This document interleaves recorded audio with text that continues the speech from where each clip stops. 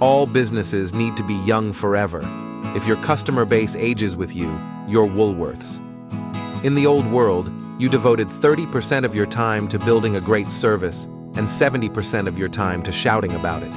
In the new world, that inverts.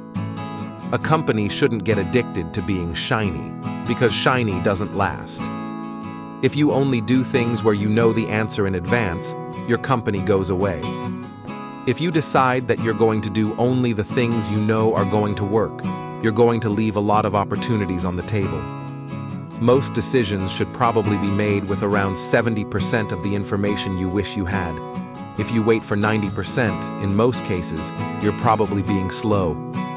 If you're not stubborn, you'll give up on experiments too soon. If you never want to be criticized, for goodness sake, don't do anything new.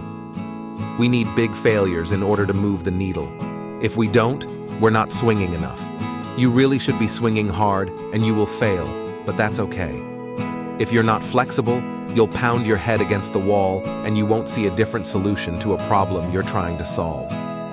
If you're competitor-focused, you have to wait until there is a competitor doing something. Being customer-focused allows you to be more pioneering.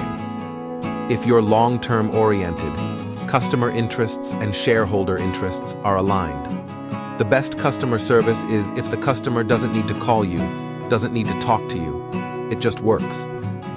If you do build a great experience, customers tell each other about that. Word of mouth is very powerful. We don't raise the prices because we believe, and we have to take this as an article of faith, that by keeping our prices very, very low, we earn trust with customers over time. There are two kinds of companies, those that work to try to charge more and those that work to charge less. We will be the second.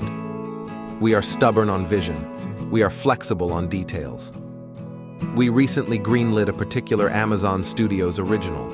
I was in doubt whether it would be interesting enough, but the team had a completely different opinion and wanted to go ahead. I wrote back right away with, "I disagree and commit and hope it becomes the most watched thing we've ever made."